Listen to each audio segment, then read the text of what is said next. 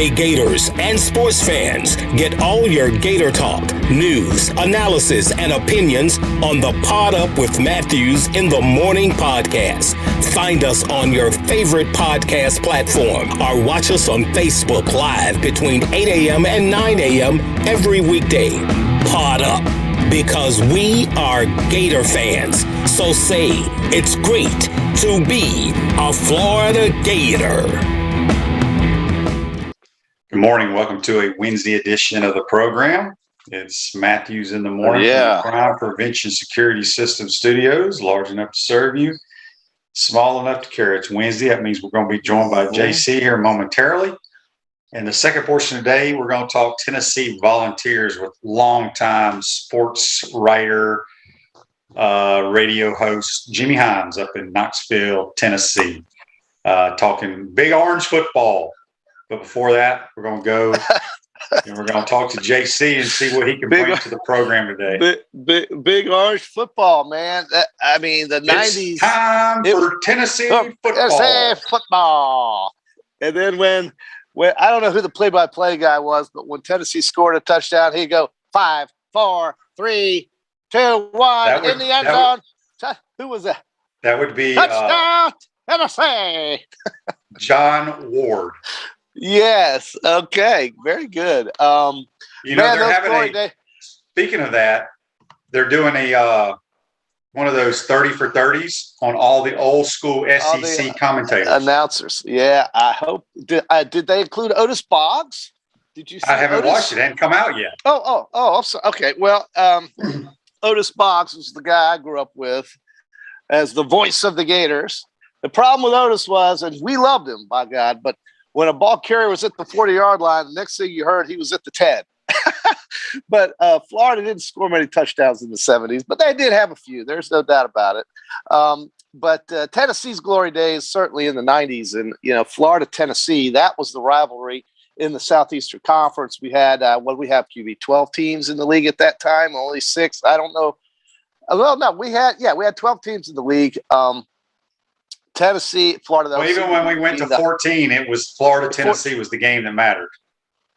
Well, absolutely. Yeah. I mean, that was the one that, 98 was their year. They had a lot of good years. Peyton Manning, though, could not beat Florida. Danny Werfel could not lose to Tennessee. And, every year they expected to win that game and beat the Gators, and the Gators seemed to get the upper hand for the most part. So, but they did get a couple wins over Florida that were memorable. But for the most part, it was Florida's rivalry. They had the upper hand, and Tennessee has really hit hard times, as we know, with hiring coaches, kind of like Florida, to tell you the truth, in the last 12 years, hiring coaches up until they got the one they have now. So, these two programs have gone through some long periods of time where they've just not won a conference championship. I mean, I thought about this the other day. The Gators haven't been to Atlanta. I mean, they haven't won a conference championship since 2008. Right. Tennessee, Tennessee. I guess it was 2001 or 0 or something. I don't even remember. No, it was in the 90s. I think it was when they won the national title. It was the year they won the national title. I thought they beat LSU in one SEC championship game, but in the 2000s. You may be right. I might be wrong. But it was a long, long time ago. And, some folks say, well, why do these programs go on these long stretches of decline? And what is the problem? And, recruiting and coaching and, what's bigger? Is it coaching? Is it recruiting? Well, they're both intertwined. And so I certainly think Tennessee has gotten a good one now. I think they finally found a coach, I think, who knows how to score points and knows what to do to win football games. He's done it before. Florida, of course, has Dan Mullen. So he's certainly had a lot of success. And I think both programs are on the upside. Let me ask you this question, JC. What makes you think Josh Heupel will be a better coach at Tennessee than Scott Frost has been at Nebraska? Well, just asking. I think that it's a good question. It is. I think, honest to goodness, I just think it is easier. And I this may be wrong, but since you just asked me off the cuff, I think Josh Heupel will have an easier time recruiting at Tennessee and getting certain players that maybe Scott Frost wouldn't be able to get up there in Nebraska, only because Tennessee's in the SEC. And the SEC is a very attractive conference for guys to want to win championships and play football. I'm not saying the Big Ten isn't either. They certainly are. But Nebraska it's Nebraska. And certainly there was a time when it was Nebraska's world, right? That was a long time ago too. And so I don't know if you can say one will do any better than the other. I just do think that Josh Heupel will be able to use some of his contacts maybe in Florida, get some players that Nebraska otherwise wouldn't get. Scott Frost has the same contacts. I don't know. I just think that Heupel will do better. I look at Nebraska, and I was impressed with the way they played against Oklahoma the other day, but I'm starting to think that might be a function of the idea that Oklahoma isn't the Oklahoma that Baker Mayfield played for, or teams like or Kyler Murray played for. I don't think they're as good. I don't know. I might be wrong. They could be, but I guess I would guess Tennessee. And that brings me to a question or a thing that I just thought about yesterday. I was watching Buddy Martin, who I deeply respect and who I think is one of the best in the business, certainly one of the most revered in terms of journalism and so forth. But I was incredulous yesterday when he said on your show that recruiting isn't the biggest thing. To me, that is the biggest thing for college football teams to maintain and win. Now, certainly today with the transfer portal, NIL, and things of that nature, it's different. But recruiting is everything, if you ask me, and that is why I think Florida has slipped in the last 12 years. That is why Clemson has only lost 6 games in 5 years. Alabama's only lost 5 games in the last 5 years.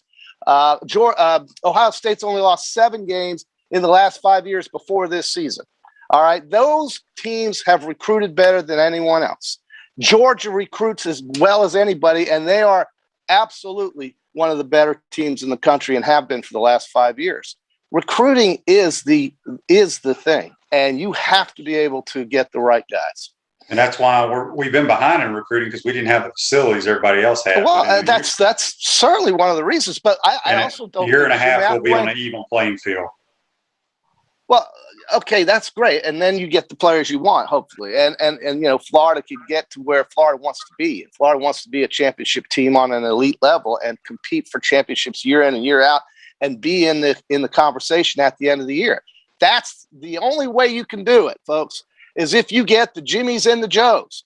It's always going to be up to the players at the end of the day. Coaching is great, and coaching is important, and coaching is great for scheming and so forth, and teaching and developing, and I get all that. But the players have to be able to do it on the field on Saturday. And this is why, look at Bryce Young. Kid rolls down here, didn't play hardly at all last year, hasn't played really anybody competitive, walks into one of the toughest environments in college football, 6 miles away from me right here, and performs admirably. 300 yards, of total offense. He didn't throw for 300 yards, JC. No. They had 300 yards of offense. And he didn't have to throw for 300 yards. He had 3 touchdown passes, though, QB, and he didn't throw any picks, okay? This guy did the job, and that's why Alabama won the game, was because of Bryce Young. So I think that, in his first game on the road in a tough environment, I don't know what else you could have expected out of that kid. Why did they get him from California? So recruiting is everything. I'm sorry. I just, I would respectfully disagree with our friend Buddy that recruiting has to be the biggest thing to get these teams to win championships. I got a Facebook Live here from Brandon, brought to you by Melton Law. He says, sometimes I feel Mullen uses his evaluation motto as an excuse when 5 stars don't come to Gainesville. Let me say it one more time. We have not been on the same level playing field. Now, I'm not even going to bring up the top teams. I'm talking Ole Miss, Mississippi State, Kentucky, Tennessee. I can go on and on. We are not even close from a facility standpoint. So until we have that facility built, nobody can bitch and complain, in my opinion. We got a text on the Tightening of our text line. It comes from Darryl. It says, good morning, guys. What does Tennessee have on offense that could cause problems for Florida's defense? That would be called tempo, going extremely fast. Same offense. Hendon Hooker, I would think, would be your quarterback. I think he's a much better player than Joe Milton. They will move the football. They will gain a bunch of yards. Hopefully they'll get some penalties, some turnovers. But, yeah, they can cause some problems with their tempo. But with all that being said, they can't stop anyone, and that's why they're they're like number 5 in America in stopping the run. Well, they're going to get a chance to improve that rating Saturday. I don't think that's going to happen. I think after Saturday they won't be number 5 in the nation stopping the run, and so look, Pittsburgh didn't run the football on them. All they did was just throw it everywhere. So, and Pittsburgh won. They beat Tennessee. So Tennessee's improving. They are, but I don't know if they're look. It'll be a fun game to watch for Gator fans. Let's just go there because Tennessee is a rival, even though Florida's beaten them an awful lot here in the last 10, 20 years. But it's a school that Gator fans love to beat. I mean, you go up to Tennessee, they hate you, right? So when you play them at your joint, you're happy to send them back on an 8-hour drive, miserable. The ones who venture down here anyway. And so this is a big one, man. This is a big game. Listen, Florida has no room for error now. If they want to play for championship for the first time in years and years and years, they got to win this game, and you got to go one game at a time. Last year, JC. Well, I mean, you're right. You did. But I think Florida has no chance of winning a championship this year if they don't beat Tennessee, right? So that's the way I'm going. That's the best point you've ever made. Because if we lose, we're done. That I've ever made. Well, I think my recruiting point is quite good.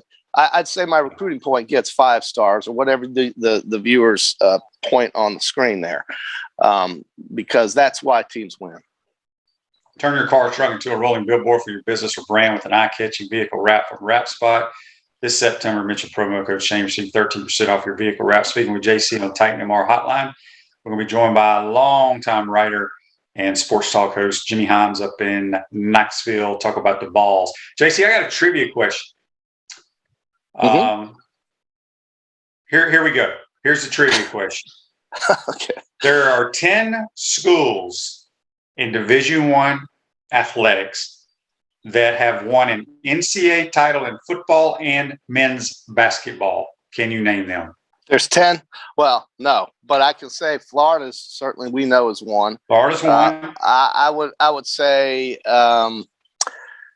Well, I would say. I mean, why can't I get this? Make it easier for me. Why can't I? Okay, I'll give you a hint. Top of my head, I should be able to figure I'll give you some hints. I should be able to get at least 5 of these. Just listen. I'm gonna give you some hints. Okay. 4 of the 10 are in the Big Ten.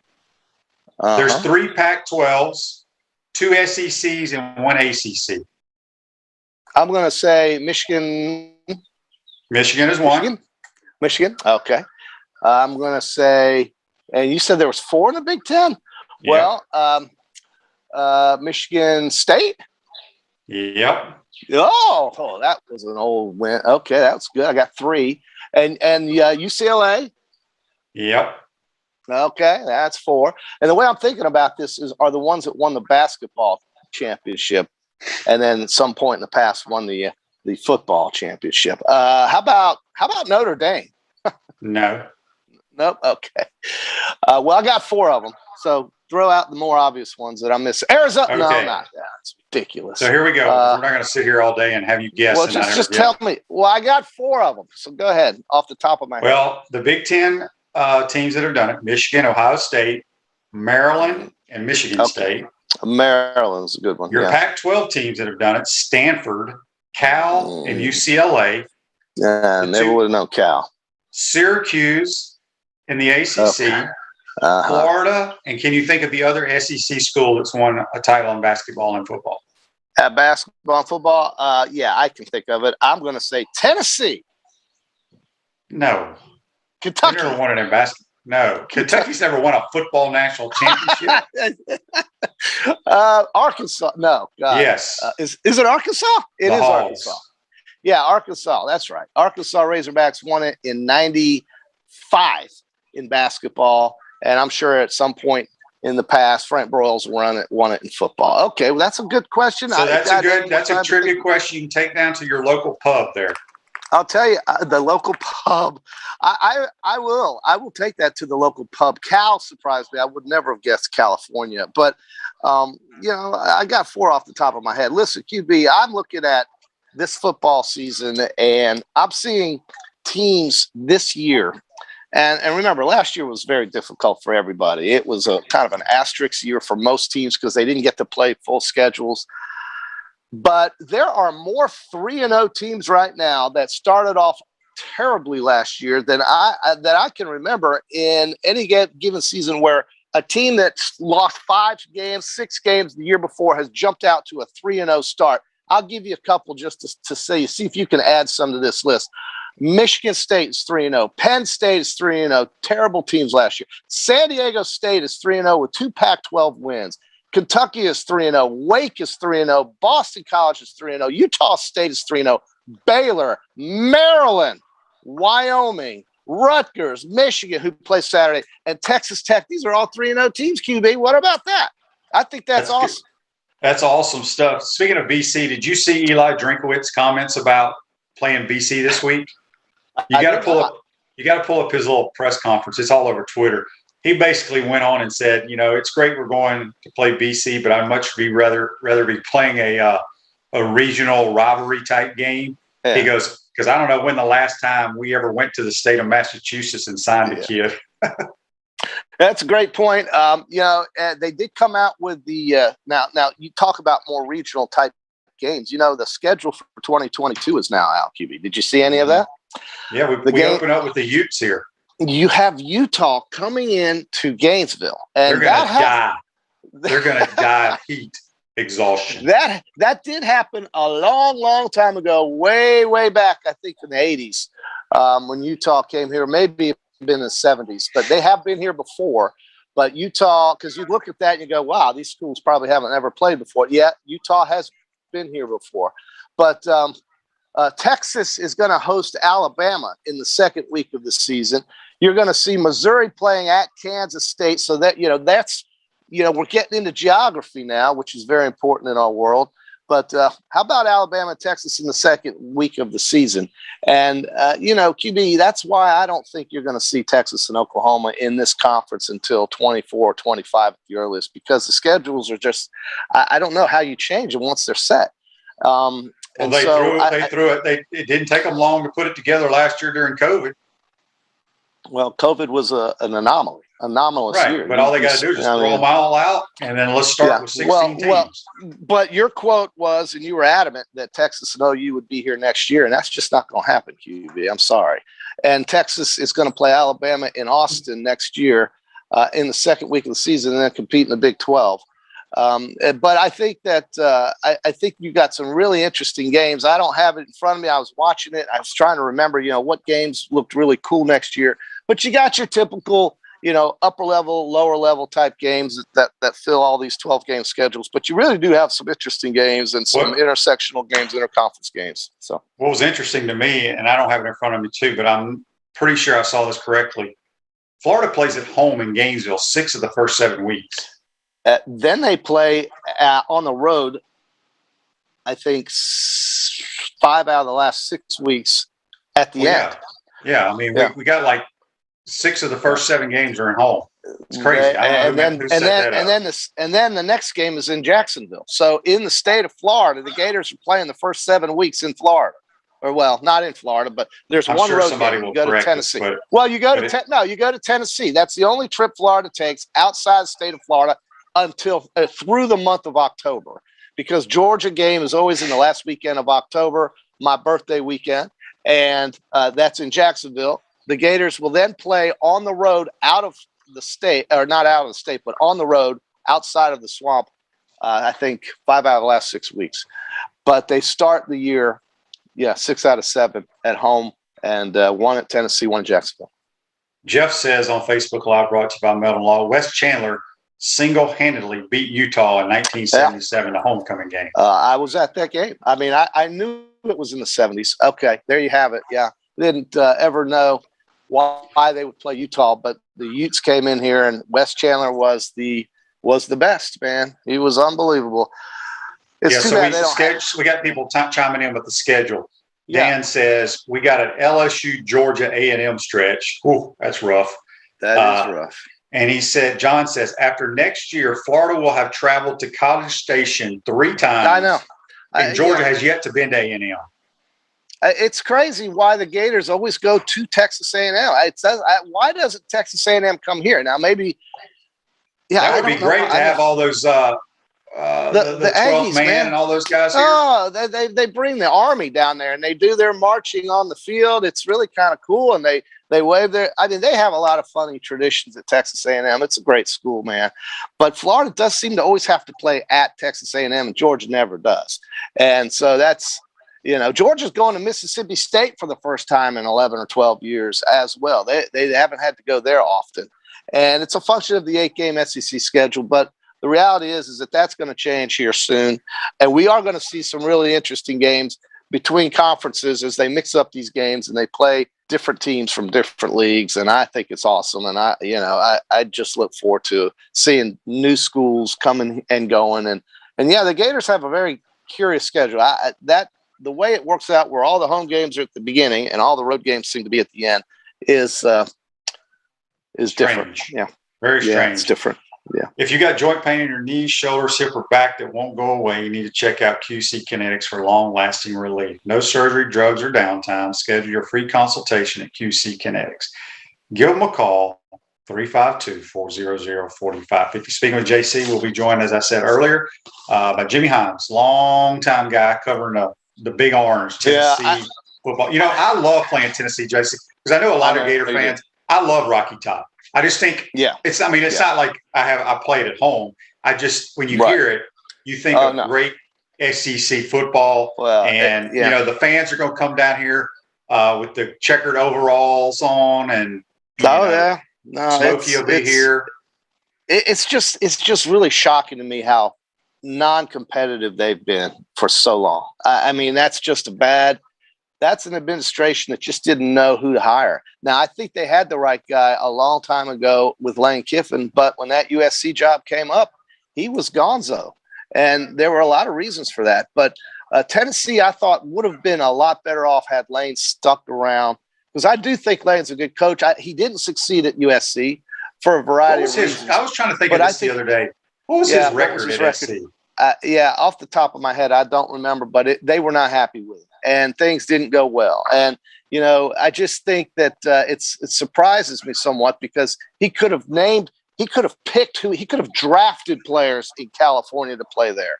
And, you talk about some schools who go recruit, other schools just basically draft. And in Southern Cal, I can't imagine why he wasn't more successful. And it just didn't work out. But we see what kind of coach he is. He went through the Nick Saban School of Reclamation, and so many coaches have, and now here he is winning football games. But Tennessee just hasn't, back to my original point, Tennessee hasn't been able to figure out, who to win, who could win there, and why couldn't they win there? Tennessee, to me, should be a program that is as competitive as Florida or any of the other ones, because they've gotten a history of winning football, but it's been so long for them now, people have forgotten. It's kind of like what Buddy said yesterday about how Alabama fans have forgotten Florida. They forgot about Florida Field and playing in the Gators, because 10 years ago when Alabama played at Florida Field, it was an easy game. And, when you win 8 times in a row, well, golly gee, it's not really going to be at the top of our mind in terms of rivalry games. But I think it's come back now with the last 2 games they've played against Florida being so close. And so I certainly think Alabama fans have a different take on the University of Florida right now. But again, Tennessee has not been thought of as a rival for Florida fans here recently, because Tennessee doesn't beat them. Now, I think Tennessee beat them. They beat the Gators in one of these games here. Oh, they beat the Gators in 2016. So in 2016, that was the last time Tennessee beat the Gators. They won 38-28. But before and after that 1 year, Tennessee hadn't touched Florida. They can't touch them. They haven't beaten them at all. And, Florida's just killed this team. Tennessee is, and by the way, just some facts for you there on SEC openers for Tennessee. They're 2-14. They did beat South Carolina last year, but they had a lot of turnovers last year against Florida. They were outgained 441-239. The Gators won the game 34-3. Florida fans don't think of Tennessee as a big deal. It's just not a big deal. It's not a big deal. Yeah, but Tennessee did win a bunch of games against Alabama back in the day. Peyton was 4-0 against your team. He was 0-4 against us. I just had to throw that out there. Well, when I was at school there in the 80s, we lost all 4 years to Tennessee. Andy Kelly. What's crazy? What crazy is, JC, why you love to, walk around with all your Alabama jerseys and stuff on is because Alabama sucked when you were in school. They did. We lost to Boston College and Doug Flutie. I watched Emmitt Smith, whoever the hell that guy was, run all over us. I mean, it was embarrassing. I think we even lost to Penn State once, but we lost to Southern Miss, a guy named Reggie Collier.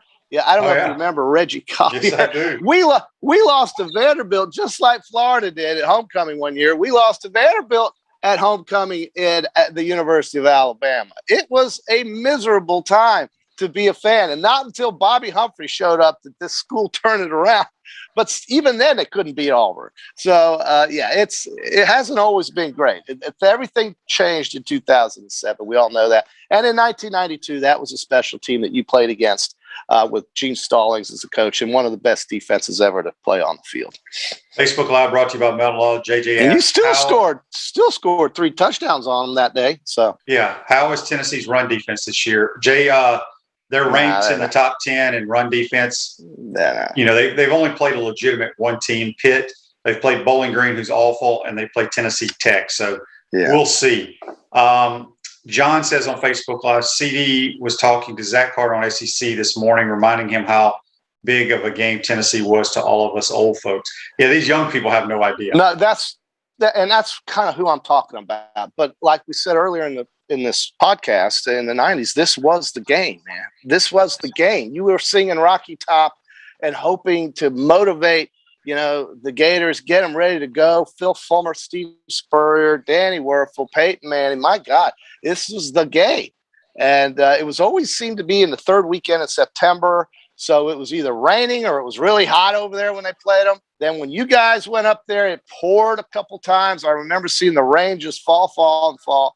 But Florida and Tennessee was the rivalry. But since then, dude, it's been a lopsided one-sided rivalry. JC, before we let you go, I want to get your thoughts on the NFL through 2 weeks. It's the typical NFL. You look great 1 week, and the next week you lose to teams you shouldn't lose to.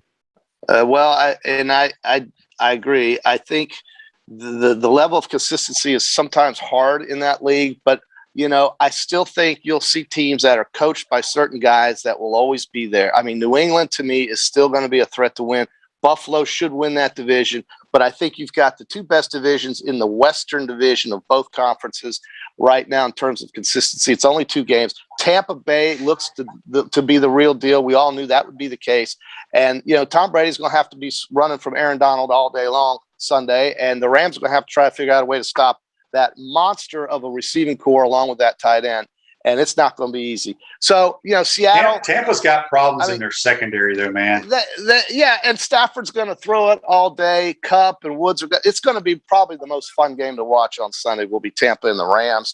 But I agree with you. I think, Green Bay, they got kind of back to Green Bay football in the second half on Monday night. That Sunday night game with Kansas City and Baltimore, defense was just an option. It wasn't there. You could tell that the offenses had the advantage. But QB in football this year, defenses have seemed to really pick it up. I'm speaking mostly in terms of college level. We're seeing slower scoring games. Defenses seem to be doing better. Really? I'm just looking at just look at the scores in the first 3 weeks of some of these games and look at the numbers. The defenses have played better compared to last season. Now, I think a lot of it has to do with what quarterbacks are playing. I think has a lot to do with it. Well, it could be. I mean, Clemson and Georgia, exceptional defenses.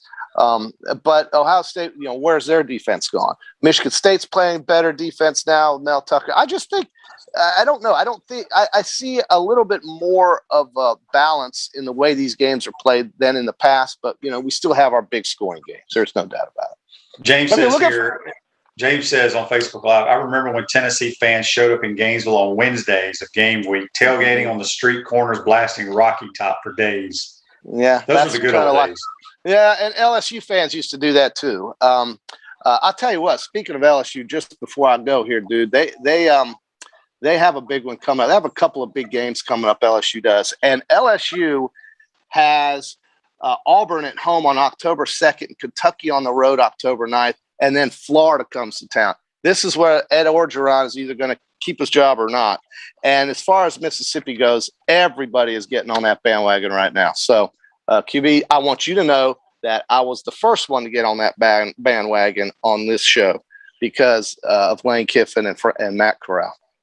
Well, somehow you knew they had some defense, some good defensive players. I didn't know time will tell. I still don't understand why Southern California are complete idiots if they don't offer him the job. Well, again, they could. It's a new administration, new athletic director, but I don't see it. I mean, what's that guy's name? It doesn't matter. I don't see Southern Cal giving them the job. I think if any, I think you might want to look at, he's the same guy that hired Luke Fickell at Cincinnati, this AD. So, and that's a defensive coach, right? But look at what Cincinnati's done here the last couple of years. Done Luke a good Fickell's job. They have done a good job. So he hired Luke Fickell, and that's, these ADs tend to bring their guys. That's right. Danny White brought Josh Heupel. So, yeah. All right, JC, good stuff. We'll talk to you on Friday. Okay. Get ready for the Ryder Cup. Well, yeah, we're going to do our picks Friday, I guess, right? Yes, the Peachland Industry weekend picks on Friday. We'll talk to you soon, my man. We do. Okay. All right, we're going to take our first time out of the pro. Come back. We're going to be joined talking a little Tennessee football. Jimmy Hyams up in Knoxville, Tennessee. You're watching and listening to Pot Up with Matthews in the Morning. We want to take this moment to thank all our sponsors who keep the show going and pay the bills. Crime Prevention Security Systems, large enough to serve you, small enough to care.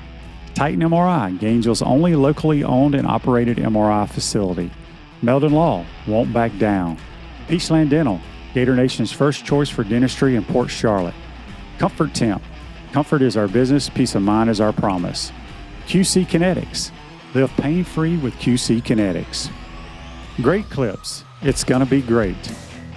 Our Gridiron sponsors are Auto ER, UF Bookstores, Celebration Point Town Center, South State Bank, Chris Doring Mortgage, Silverback Concrete Co. Some of our touchdown sponsors are MB Listing, Cornerstone Financial, McDonald's of Gainesville, My IT Masters, Gainesville Neon and Signs, 84 Lumber, Tropical Smoothie Cafe, Avera and Smith, Dowling Signs, Baker's Sporting Goods, Ruse Ogra Agent, State Farm Insurance, Silver Cube Billiards and Sports Bar. If you are interested in promoting your business on the show, visit potupwithshane.com and click the Advertise button. Again, thank you to all the great businesses that support the show. If you like what we are doing here, make sure you follow us and support the businesses that support us. Visor's Tailgate and Rooftop Bar, located on top of Spurrier's Gridiron Grill in Celebration Point, is now open Thursday through Saturday. Visor's covered open-air bar is the perfect place to gather after work or meet up with friends. You'll love the handcrafted cocktails and elevated shareables available every Thursday through Saturday. Visor's Tailgate and Rooftop Bar is perfect for fans of great food, great drinks, and great weather. Visor's not required. High spirits are highly encouraged. Visit spurriers.com/visors. Welcome back to the Crime Prevention Security System Studios. Celebration Points where the Gators go to celebrate with premium brands like Nike, Bass Pro Shops, Regal Cinemas, Le Macaron, French Pastries, Dave & Buster's, Palmetto Moon, and the HBC's new restaurant, Spurrier's Gridiron Grill. Make your reservations today at spurriers.com. And also Visors is now open Thursday through Saturday, the Rooftop Bar. We're now going to go to the Titan MR Hotline. We're going to head up to Knoxville, Tennessee, and we're going to be joined by a longtime sports writer, Sports Talk host, Jimmy Hyams, covering the Tennessee Vols. Good morning, Jimmy. How are you? Good morning. I'm not used to hearing crime prevention and Steve Spurrier in the same sentence. Yeah. He's got a new restaurant here, Jimmy. It's quite an establishment. It's basically a museum. He's got a bunch of Johnson City, Tennessee stuff up in there. It's pretty cool. Yeah, I bet. And I've heard nice things about Visors. Yeah, Visors is really cool. Well, Jimmy, let's look at the Tennessee Vols. They're 2-1. They played really one game. Pitt came in there, and it was kind of a track meet. The other two games, Bowling Green and Tennessee Tech, weren't much of a challenge. What have you seen? Is this team better than what you saw last year through 3 games? Yeah, this is a better team. It's better on defense. That's a primary thing. If you look at the run defense, and I realize the competition hasn't been great, but they're giving up less than 55 yards a game rushing, and they're giving up less than 2 yards per carry. That's pretty good, even if you have played weaker opponents. So the run defense is much better. Rodney Garner's done a really good job with that group. I think the secondary is better. They had 4 interceptions in the Tennessee Tech game. So defense overall is better. Offensively, they're a little bit better, but they're still not where they need to be. I think Josh Heupel's a really good offensive mind. They got to figure out the quarterback situation. I think it's going to be Hendon Hooker. He has looked to be the more efficient, the more effective quarterback for Tennessee over Joe Milton. Milton's got the big arm. He's athletic, but he's not very accurate, and he keeps missing long balls. And Tennessee has consistently missed opportunities to hit big plays. But offensively, they're better. Defensively, they're better. They play harder. This is a better coached football team, but they're still not at the level that Tennessee would like to get to. Yeah, after I think they had that Thursday night game against Bowling Green, and I'd seen Joe Milton play at Michigan a little bit. I'm like, this guy is not the right fit for what Josh Heupel wants to do. And, obviously he was injured, I believe, but I think Hendon Hooker fits his system a lot better. Do the fans – I was trying to think of this, Jimmy. How many coaches has Tennessee gone through since Phil Fulmer? 5, I think. Wow. I'm going to have to sit back and count them. It might be 6. There's Kiffin, Dooley, Jones, Pruitt, and now Josh Heupel. 5. Okay. They were all fired except Lane decided to take the Southern California job. What is the fan base? Are they excited about Josh Heupel? There's mix. There's some fans that it doesn't matter who you hire. They're going to be excited about it. Then you got your certain group of fans that have taken the wait-and-see approach. Look, I've been through this before. I've heard all these great things about these previous coaches. I want him to prove to me that he can get the job done. So there's a little bit of that wait-and-see crowd out there. So there's a bit of a mix in regard to that, Shane. I do think Heupel's a really good offensive mind. I think he's put together a pretty good staff. The whole key to me is whether or not he can recruit in the SEC at a high enough level to beat the elite teams. First off, they got to beat the mediocre teams in the league, right? But I think that's going to be his biggest challenge is to recruit well enough to get back into there where you're a top 25 team. If you're a top 25 team, you got a whole lot better chance to beat the Floridas and Georgias of the world. If you're the 50th best team in the country, you really don't have much of a chance. So they have got to incrementally climb up that ladder and become a top 25 team. Yeah, that's a good point. When you talk about recruiting kind of has changed in the last year or so with the transfer portal. Mm-hmm. Did Tennessee add a bunch of guys to their roster this year from the transfer portal? Yeah, they added about 10. Now, from the previous portal, they added Hendon Hooker. But Joe Milton and the kicker from Southern Cal, there's a defensive lineman from Southern Cal, there's a linebacker from Michigan, a linebacker from Texas. They added about 10 to the transfer portal. Now, the stunning number, though, that I'll tell you is that Tennessee lost since the start of last year 38 players to the transfer portal. Wow. They lost 2 players that retired from football due to injury, and they lost 4 players that they let out of the national letter of intent. Saying that's 44 players. Ooh. That's hard to make up for that. And a lot of them have gone to, like, one's starting linebacker at Alabama, one's a starting running back at Oklahoma, one's a starting linebacker at Michigan State. There's Central Florida, Brandon Johnson. He played against Tennessee Tech. He had 6 tackles. He did not show the explosiveness that I saw in practice. Maybe he'll show that against Florida. But he was their best pass rusher during camp. So those would be 3 of the better defensive linemen you'll see.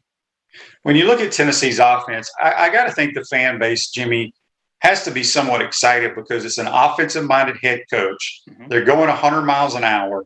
I go back to the Pruitt, watching them on offense was like watching paint dry.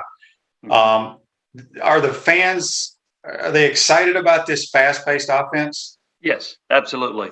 And you give them something to cheer about because they are going to score some points. Now, that doesn't mean they're going to score a whole lot against Florida and Alabama and Georgia, but against pretty much everybody else, they're going to put some points on the board. One of the things, though, that sort of excites them is kind of a tease. Tennessee gets wide receivers open. They have had a ton of people open deep. They've had people open over the middle of the field. And the quarterbacks have not been that accurate, in particular Joe Milton. But what you see is a scheme that gets these guys open. You just got to have a guy that hits them. Now, Milton typically overthrows them. He's got a cannon for an arm. That doesn't do you. Look, I'd rather have Danny Werfel's arm and have accuracy than a cannon for an arm and you can't hit anybody. So that's been a concern. Hooker, to me, is the more accurate passer, and he is also a much better runner. But I think that the fans see the potential of this offense. If they can get on the right page, if they can hit these open receivers and see the receivers when they're open, there's a potential for this offense to be a lot better. Chris Doring Mortgage, they do mortgage lending right, helping home buyers throughout Gainesville and North Central Florida. Call Chris Doring Mortgage today at 352-244-0840. A few more minutes here with Jimmy Hyams up in Knoxville, Tennessee. I got a text for you on our Titan MR text line, Jimmy. It comes from Larry. Larry wants to know, Jimmy, what is your favorite Florida-Tennessee game? Wow. The favorite Florida-Tennessee game would probably be in 2001. That was a game that was moved to December due to 9/11. And Florida was favored by about 18 points against an outstanding Tennessee team. But Florida was outstanding, too. And Travis Stevens, a running back that had been overlooked, 5'9" running back that a lot of people didn't think could play at this level, gained about 220 yards in that game. And then Tennessee built the lead. Florida came back. Tennessee had to negate a 2-point conversion at the end. I thought that was just a fantastic football game. Very exciting game, a lot of scoring. And it put Tennessee in position to play for a national championship. If they had won against LSU in the SEC championship game, they would have played Miami in the Rose Bowl for the national title. Instead, they stubbed their toe. But that was a great Florida team, too. It's one. I thought it was one of the better teams that Steve Spurrier had. And I think that game really frustrated him because I think he knew how good his team was. And he felt like they might have had the potential to win a national championship. Yeah, that game haunts him to this day, because I want to say if it had been played on 9/11, Tennessee had a couple of their really good players. I don't know if they were out on defense or offense, but they came back to that game. And, yeah, they didn't play real well that day. I want to get your thoughts because, in the 90s, this was the game, third week of the season, and whoever won it usually won the SEC.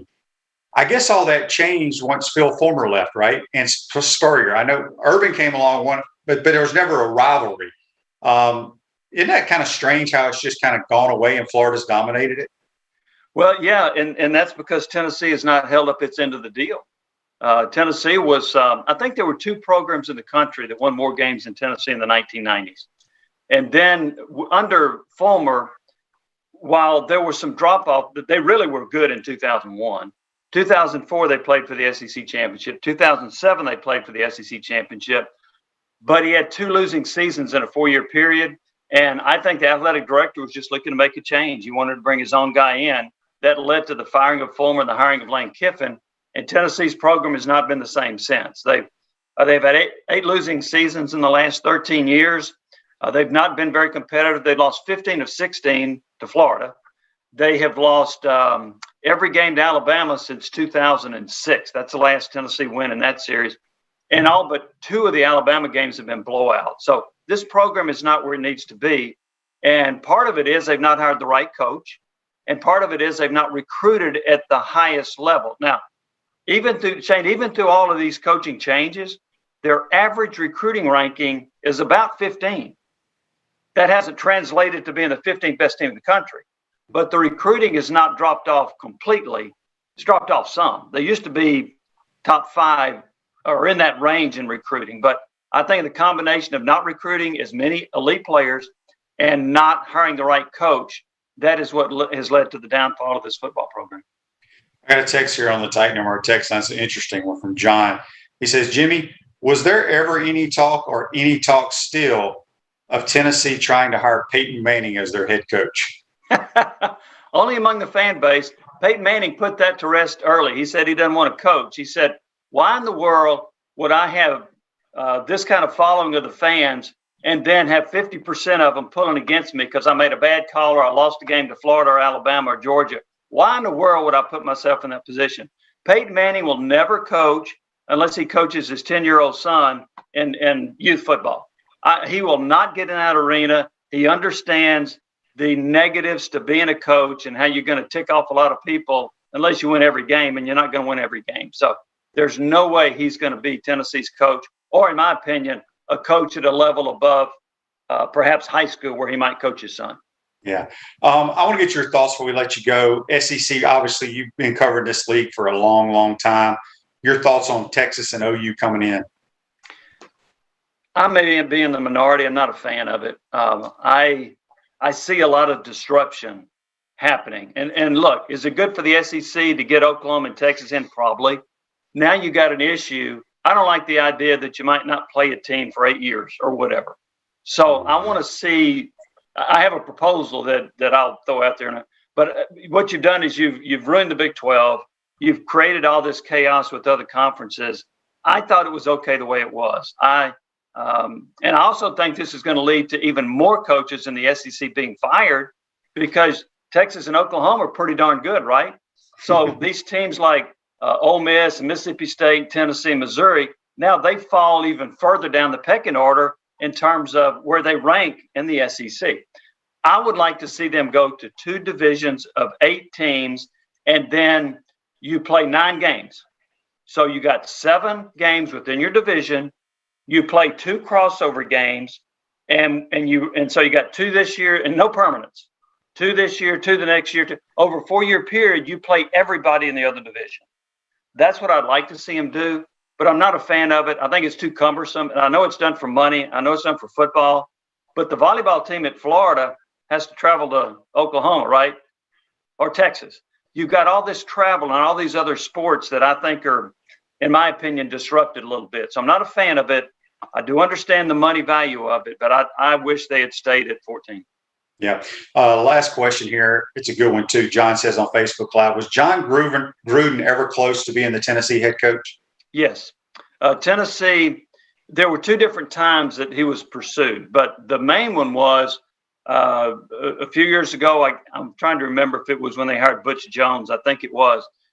I was told by a Board of Trustees member that they had hired Gruden, and they either offered him a 5-year contract at $30 million or a 6-year contract at $30 million, whatever it was. And by the way, that was big money back then. It's not now, but that back then that was some money. And he didn't do it. And I was aware and had reported repeatedly he wasn't going to take the job. First off, he did not know at that time there was a 20-hour rule. And then he was told about recruiting restrictions. And then he was told about all the boosters you got to placate. And he was like, I don't want any of that. And so he had told some people I knew that he wasn't getting into it. But Tennessee did pursue him. They did offer him, and he said no. And so, but there is a narrative that Tennessee's always gone cheap on coaches. That's not true. They have just paid the market value for the coach they hired. They were ready to pay Gruden big money. They went after Mike Gundy, and they were willing to pay him $7 million a year. But he said no. They went after Dan Mullen, and Mullen slow played him until he got the Florida job. But Tennessee was the first to go after Mullen, and Florida was pursuing Chip Kelly and maybe Scott Frost. And when they didn't get him, they hired Dan Mullen, who I think is a heck of a coach. So Tennessee's been willing to spend the money. They just haven't been able to hire the right guy. But yes, Gruden was in the equation. The more recent search, he was not. They did not pursue him when they hired Jeremy Pruitt. What's Tennessee got to do to win in the Swamp on Saturday? Several things. I mentioned to you about having open receivers. They've got to hit those. They've got to hit a lot of big splash plays. The other thing is, and I'm really impressed with Florida's run game. They had 245 against Alabama. This is going to sound like a ridiculous number, but I think Tennessee's got to hold them to somewhere around 175. They've got to do that. I think Tennessee has to win the turnover ratio by at least 2 or 3 to give them a chance to win this football game. The other thing is, I think Tennessee's got to get a lead. Now, Alabama had the lead, right? And Florida came back. But here's the difference to me. If Tennessee gets the lead, then they get confidence. And then maybe Florida is doubting itself a little bit. And maybe there's this Alabama letdown that a lot of teams have. So maybe it's like, oh, wait, we're down to Tennessee 10-0. Oh, what's going on here?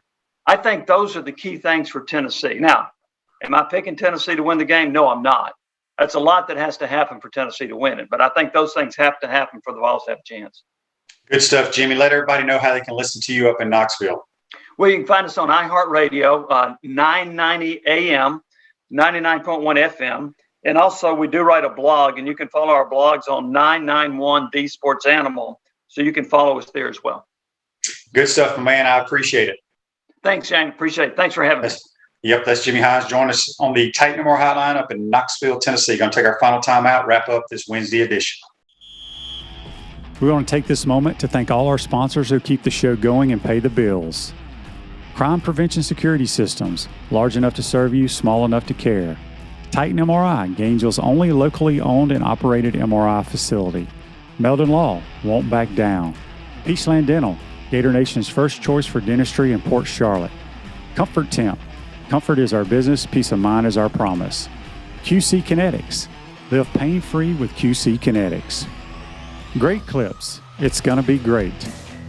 Our Gridiron sponsors are Auto ER, UF Bookstores, Celebration Point Town Center, South State Bank, Chris Doring Mortgage, Silverback Concrete Co. Some of our touchdown sponsors are Campus USA Credit Union, Adams Rib Company, Doreen Wiebe Realtor, Caldwell Banker MM Parish, Gator Dominoes, Celebrate Primary Care, Gator Bait Media, Wrap Spot, Okito America, Gators Dockside, Style Cuts, Big Mills Cheesesteaks. If you are interested in promoting your business on the show, visit potupwithshane.com and click the advertise button. Again, thank you to all the great businesses that support the show. If you like what we are doing here, make sure you follow us and support the businesses that support us.